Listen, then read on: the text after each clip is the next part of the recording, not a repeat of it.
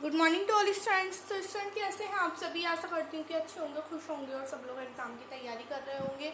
तो देखिएगा स्टूडेंट, आज का हमारा चैप्टर रहेगा चैप्टर 5 और उसके अंदर जो चैप्टर है, हमारा चैप्टर का नेम है समांतर श्रेणी। क्या है स्टूडेंट? समांतर श्रेणी।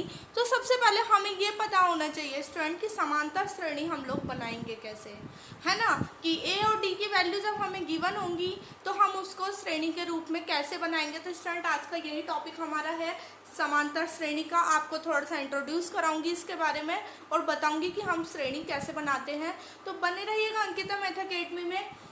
और चैनल पर फर्स्ट टाइम आए तो प्लीज़ चैनल को सब्सक्राइब कर लीजिएगा, वीडियो को ज़्यादा से ज़्यादा शेयर कर दीजिएगा और वीडियो अच्छी लगे तो प्लीज़ वीडियो को लाइक कर दीजिएगा। तो देखते हैं स्टूडेंट कि देखिए है क्या ये। देखिए चैप्टर 5 है आपका, ये क्लास 10th का वेरी इंपॉर्टेंट चैप्टर है। आपको ये क्वेश्चन मिलेगा ही मिलेगा 10th एग्जाम में। देखिएगा क्या है ये, ए और डी आपको गिवन दे दिया और उसने आपसे क्या बोला, दी हुई एपी के प्रथम 4 पद बनाइए। उसने बोला आपसे कि प्रथम 4 पद बनाने हैं आपको खुद से। तो अगर ए और डी की वैल्यू दी है तो आप किस प्रकार बनाओगे, आज मैं आपको ये बताऊंगी। तो देखिएगा पहला पद,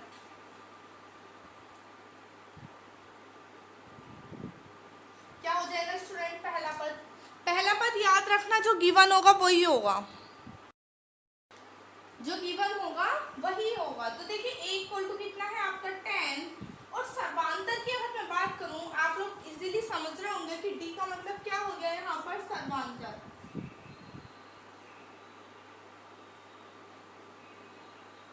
क्या हो जाएगा स्टूडेंट? 10। अब देखिए मैं आपको, अगर इंग्लिश वाला कोई स्टूडेंट है तो ये वाला क्या लिख दोगे आप कि first term and distance, first term distance, है ना। और हिंदी वाले बच्चे सेम ऐसे लिख देंगे कि प्रथम पद जितना है वो लिख दिया आपने और सर्वांतर जितना है वो लिख दिया। अब देखिएगा स्टूडेंट, आपको निकालना है दूसरा पद।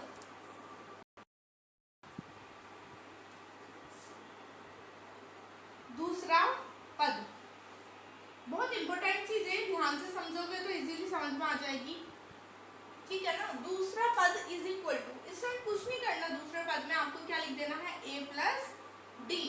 क्या लिख दोगे स्टूडेंट? a plus D. और a और d आपके पास दोनों गिवन है आपको, आप वैल्यू पुट कर दीजिएगा। देखिए यहाँ पर क्या मिल जाएगा आपको, a की वैल्यू रखोगे तो 10 प्लस d की वैल्यू कितनी है 10, तो आपको a प्लस डी की वैल्यू कितनी मिल गई स्टूडेंट? 20।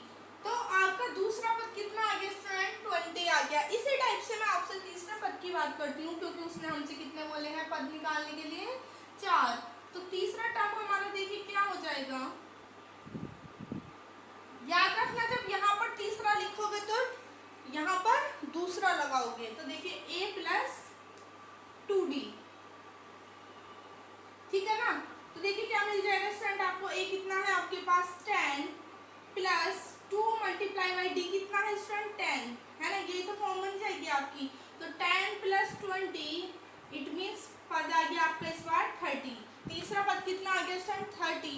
पहला पद आपके पास था 10, दूसरा पद आपके पास आ गया 20 और तीसरा आ गया आपके पास 30। ये हमारी एक सीरीज बनती हुई चली जा रही है स्टूडेंट। अब बात करते हैं चौथे पद की। तो देखिए चौथा पद कैसा निकल जाएगा आपका, सेम है। इस बार क्या लिख दोगे, चौथा पद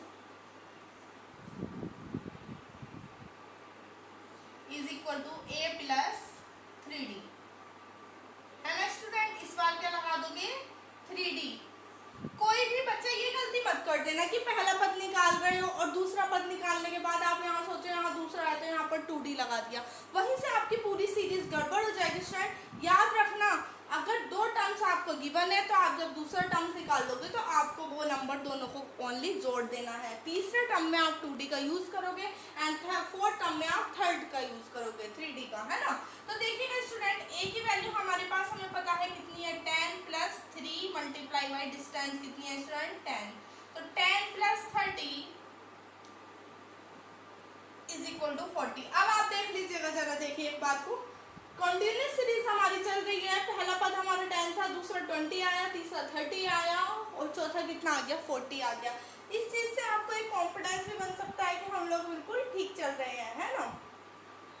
तो यही था ये वाला क्वेश्चन करने का तरीका स्टूडेंट। चैप्टर 5 का है ये क्वेश्चन आपका। अच्छा क्वेश्चन है। अभी तो आपको ये बहुत छोटा सा इजी सा लग रहा होगा स्टूडेंट, लेकिन जब अभी हम इसका बड़े क्वेश्चन में यूज़ करेंगे तो आपको ये बहुत काम आने वाली चीज़ होगी। अभी हमने इसको रेगुलरली निकाल कर आपको बताया, लेकिन वहाँ पर आपको एकदम अचानक से यूज़ करना होगा। तो जब आपको ये मेथड आता होगा तो आपको बहुत ईजी सा लगेगा और आप वैल्यू निकालोगे और एकदम से पुट कर दोगे स्टूडेंट। तो देखते हैं नेक्स्ट क्वेश्चन की। नेक्स्ट क्वेश्चन कैसे होगा इसी चैप्टर का, इसी एक्सरसाइज का। नेक्स्ट क्वेश्चन इसी एक्सरसाइज का 5.1 का ये है कि प्रथम पद का सर्वांतर लिखिए।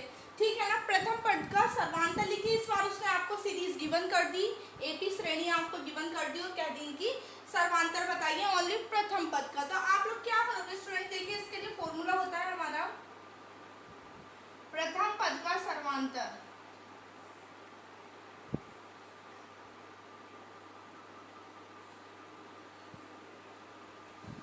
इज इक्वल टू क्या हो जाएगा स्टूडेंट, a2 माइनस a1।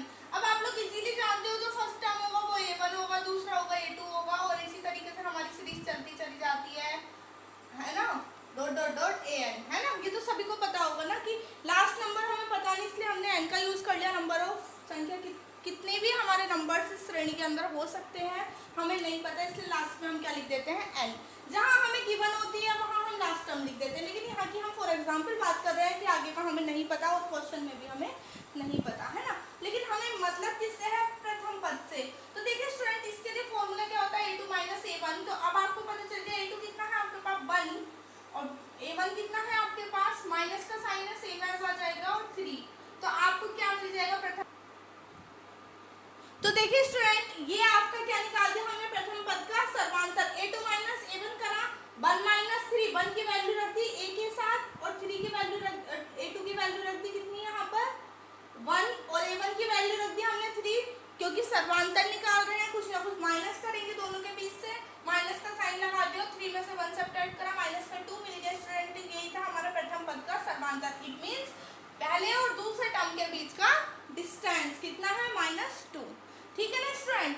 तो यही है हमारा इस चैप्टर में क्वेश्चन। आप लोग इसको करके देखिएगा, कहीं भी कोई इशू हो तो आप मुझे कमेंट बॉक्स में बता सकते हैं, मैं आपको वही वाली क्वेरी हल करके बताऊंगी।